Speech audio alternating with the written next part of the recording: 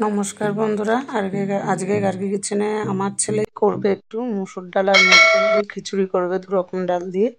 তো এদিকে চাল আমাদের পরিমাণ মতো নিয়ে নেওয়া হয়েছে, আর ডালটাও পরিমাণ মতো নিয়ে নিয়েছি। এবার এদিকে কিছু সোয়াবিনও জলে ভিজিয়ে নিচ্ছে। তো সোয়াবিনটা জলের থেকে না ভেজালে আগের থেকে তো ওটা নরম হবে না। এদিকে 3টে আলু, একটা পেঁয়াজ, একটা টমেটো, আর একটু আদা, কয়েক কোয়া রসুন। তো সেগুলোকে কেউ গুছিয়ে নিচ্ছে, কেটে কুটে পরিষ্কার করে নেবে, কারণ না হলে তো রান্নাটা পরপর দেখানো যাবে না তোমাদেরকে। তো এই দেখো, আলুগুলো মাঝারি সাইজের নিয়েছিল আমার ছেলে। তো এই দেখো, হাফ হাফ করে কেটে নিচ্ছে, 2 পিস করে হলো, 3টে আলু 6 পিস হয়েছে। আর একটা পেঁয়াজ ও কুচিয়ে নিল, আর কিছু আদা নিয়েছিল, সেগুলোকে কুচো কুচো করে নিচ্ছে। তাহলে কি হবে, মিক্সিতে মানে বাটাটা খুব সুন্দর হয় আর কি। তো এই দেখো, তোমাদেরকে দেখিয়ে দিলাম, এই দেখো সুন্দর করে কেটেও গুছিয়ে নিয়েছে। এইবার এদিকে প্রেসার কুকারে পরিমাণ মতো জলটা বসিয়ে দিয়েছে, জলটা গরম হওয়ার জন্য। তো জলটা এদিকে গরম হবে, ততক্ষণেও চাল আর ডালটাকে ভিজিয়ে রাখছে। দিয়ে চাল ডালটা একটুখানি ভিজবে, দিয়েও আস্তে আস্তে এগুলোকে ধুয়ে নেবে একটা করে। তো ডালটাকে দেখো ভালোভাবে আগে ধুয়ে নেবে। তো ডালটাকেও তোমরাও মুসুর ডালটা আর মুগ ডালটা ভালো করে ভিজিয়ে নিল, দিয়ে এবার দেখো ধুয়ে নিয়েছে। চালটাকেও ভালো করে ধুয়ে নিচ্ছে, দিয়ে দুটো আলাদা আলাদা করে ধুয়ে এই দেখো সুন্দর করে ধুয়ে রেখে দিয়েছে। এদিকে জলটাও ততক্ষণে গরম হয়ে গেছে, আর এই যে কুচনো এগুলো দিয়ে দিয়েছে। ঠিক আছে, এবার গরম জলটার মধ্যে চালটা আর ডাল দুটো ওটা প্রেসার কুকারের মধ্যে দিয়ে দিল। তো দিয়ে দেওয়ার পরে এদিকে টমেটো, আদা আর যেটা কাঁচা লঙ্কা দেওয়া হয়েছিল এদিকে, সেগুলো সব কিছুটা মিক্সিতে একবারে ব্লেন্ড করে নিচ্ছে। ডালটা দেখো ভালোভাবে আগে দিয়ে দিল, দিয়ে প্রেসার কুকারে নর্মাল খিচুড়িটা বসিয়ে দিল সেদ্ধটা। আর এদিকে কড়াইটা বসিয়ে দিয়েছে গরম করানোর জন্য। এবার কড়াইটা গরম হলে এবার এতে পরপর স্টেপ বাই স্টেপ দেখাবো, তোমরা কিন্তু স্কিপ করবে না ভিডিওটা, ঠিক আছে? স্কিপ না করে ভিডিওটা পরপর দেখবে পুরোটা। এইবার দেখো, তেলটা দিয়ে দিল, তেলটাও গরম হয়ে গেছে। সর্ষের তেলে এই রান্নাটা পুরোটা করতে হবে, তাহলে টেস্টটা ভালো হবে আর কি। তো যার জন্য এটা সর্ষের তেলেই হচ্ছে। আর এদিকে হলুদ দিয়ে একটু লবণ ছড়িয়ে দেখো আলুগুলোকে আর কি সুন্দর করে মাখিয়ে নিয়েছে। আর একটুখানি লঙ্কার গুঁড়ো দিয়েছে, তাহলে কি হয়, ভাজাটাও ভালো হয়, দেখতেও ভালো লাগবে আর কি। এই দেখো সুন্দর করে মাখিয়ে নিয়েছে। আর এদিকে সোয়াবিনগুলো সেম একই রকমভাবে একটুখানি হলুদ দিয়ে, একটুখানি সামান্য লবণ দিয়েছে, আর একটুখানি লঙ্কার গুঁড়ো দিয়ে ভালো করে সোয়াবিনটাও মাখিয়ে রেখেছে। দিয়ে আলুগুলোকে আগে ভেজে নেবে, তেলটা গরম হয়ে গেছে। তো আলুগুলোকে দেখো সুন্দর করে ভেজে নিচ্ছে। আলুগুলো ভাজাটাও এপিট ওপিট করে একটু সময় করে ধৈর্য ধরে ভাজতে হবে। তো এই দেখো আলুটা ভাজা হয়ে এসছে মোটামুটি, কারণ যেহেতু নুনটা মাখানো ছিল, তো যার জন্য ভাজাটা আর কি তাড়াতাড়ি হয়ে যাবে। এই দেখো এক পিঠ ভালো করে ভেজে নিচ্ছে, দেখেছো? দিয়ে আরেক পিঠ ভাজা হয়ে আলুটা তুলে নিল। এইবার সোয়াবিনটা দিয়েছে, সোয়াবিনটাকেও কিন্তু ভেজে নিতে হবে।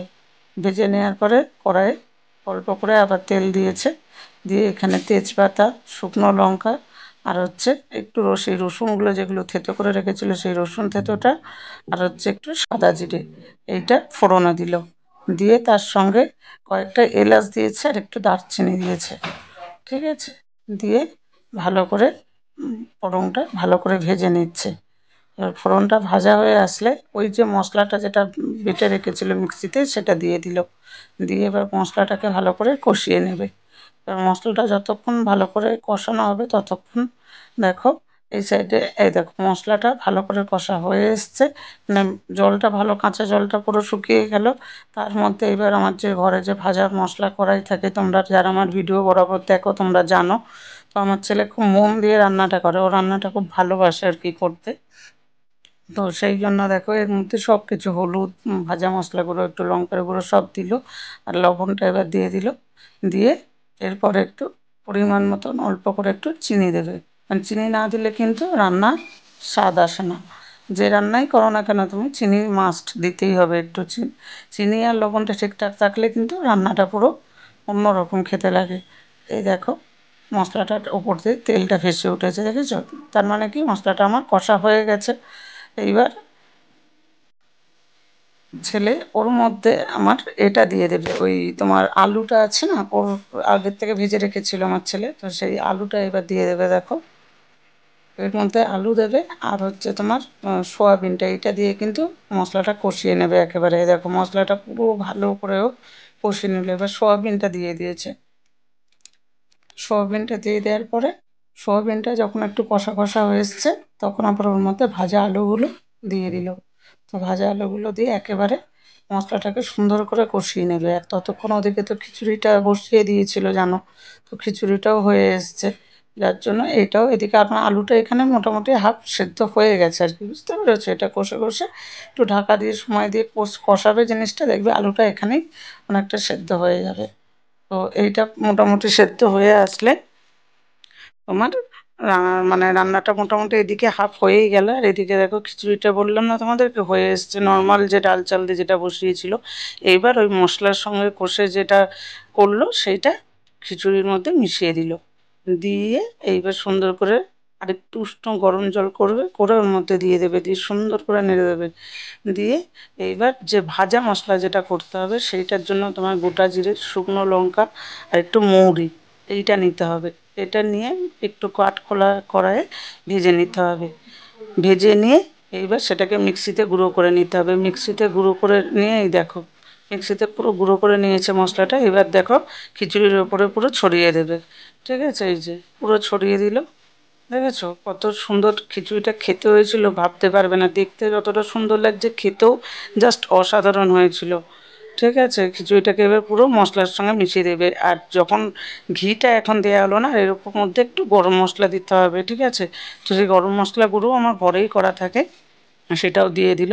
আর এদিকে পটলটা, তোমরা তো একরকম করে ভাজা খাও, এটা পুরো অন্য রকম। দেখো পটল হাফ হাফ করে পটলগুলোকে কেটে নিয়ে পটলগুলোকে এইভাবে সরু সরু করে জাস্ট একটু মানে পাট পাট করে কেটে নিয়ে রাখতে হবে। আর এদিকে বেসন নিতে হবে কিছুটা পরিমাণ। আর যতটা পরিমাণ বেসন ঠিক নেবে তার ততটা পরিমাণে কর্নফ্লাওয়ার দেবে, তবে কিন্তু জিনিসটা খেতে ভালো হবে। কর্নফ্লাওয়ার কম নিলে কিন্তু ভালো লাগবে না। পরিমাণ মতনই বেসন আর পরিমাণ মতো কর্নফ্লাওয়ার নেবে, আর তাতে পরিমাণ মতো অল্প করে কালো জিরে ছড়িয়ে দেবে, আর অল্প একটুখানি হলুদ দেবে, আর অল্প একটু লঙ্কার গুঁড়ো, আর একটু লবণ। লবণ না দিলে তো হবেই না। দিয়ে ভালো করে শুকনো উপকরণটা সুন্দর করে মিশিয়ে নেওয়া হবে। এই দেখো সুন্দর করে মিশিয়ে নিয়েছে। মিশিয়ে নিয়ে তারপরে এবার জল দিয়ে আস্তে আস্তে জিনিসটাকে মাখতে হবে, ভালো করে ফেটিয়ে নিতে হবে বেসনটাকে। না ফেটালে কিন্তু ভাজাটাও ভালো হবে না, যত ফেটাবে তত ভাজাটা ভালো হবে, কারণ বেসন যত ফাটানো হয় তত ভাজাটা সুন্দর হয়। দেখো সুন্দর করে ফাটিয়ে নিচ্ছে, অল্প অল্প করে জল দিয়ে দিয়ে সুন্দর করে বেসনটাকে ফাটিয়ে নিচ্ছে। ফাটানোটা যত পাতলা হবে তত বেসনটা মানে ফাটবে ভালো, ভাজাটাও সুন্দর হবে। এই দেখো সুন্দর করে ফাটিয়ে নিল একদম।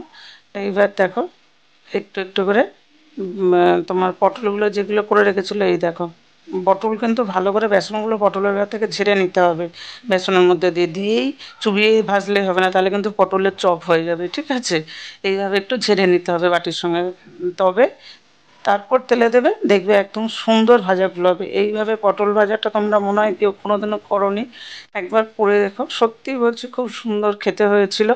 তো এই দেখো পটলগুলো সুন্দর করে এই যে ও ভেজে নিচ্ছে একটা একটা করে, একসঙ্গে দুটো তিনটে করেও দিয়ে ভাজতে পারো যেরকম ইচ্ছে। তো দুটো তিনটে এরকম করেই ভেজেছিল। তো এই দেখো কি সুন্দর, প্রথমে পুরো একটা পিঠ ভালো করে ভাজা হবে, তারপর কিন্তু ধীরে সুস্থে আর একটা পিঠ ভাজা হবে। এই দেখো এক পিঠ হয়ে গেছে ভাজা, দিয়ে আর একটা পিঠ ভাজা হলো। ঠিক আছে, এদিকে তো ও মানে পুরো ঘেমে যাচ্ছে। ঠিক আছে বেচারা, মানে ও রান্না করতে সত্যি খুব ভালোবাসে আমার ছেলে, জানো তো। ও মোটামুটি বেশিরভাগ দিনই ওই রান্না করে আমার বাড়িতে। তো এই দেখো এই যে কি সুন্দর দেখো পটল ভাজাগুলো হয়ে গেছে, এবার দেখো দেখতে কি সুন্দর লাগছে না? এইবার খেতেও কিন্তু দারুণ হয়েছিল, তোমরা একবার এরকম করে করে খেয়ে দেখো, দারুণ খেতে হয়েছিল। ঠিক আছে, তো এই দেখো তার মধ্যে আবার কলা পাতা। ঠিক আছে, থালায় তো রোজ খাওয়াই হয়, তো আজকে কলা পাতা পেয়েছিলাম এক জায়গায়, তো কলা পাতাটা নিয়ে এসেছিলাম। কলা পাতাটা খেতে জাস্ট অসাধারণ, আর খিচুড়িটা খেতে না দারুণ হয়েছিল, দারুণ। তোমরা একবার এরকম করে অবশ্যই খাবে বাড়িতে। আর তার সঙ্গে একটু বাদাম ভাজা না হলে তো চলেই না, মানে যারা বাদামটা খেতে ভালোবাসো আর কি, আমি খেতে ভালোবাসি তাই বাদাম ভাজাটা একটু করি, খিচুড়ি হলেই বাদাম ভাজাটা থাকেই সঙ্গে আমার। আর তার সঙ্গে এই যে এইরকমভাবে পটল ভাজা করা হয়েছিল।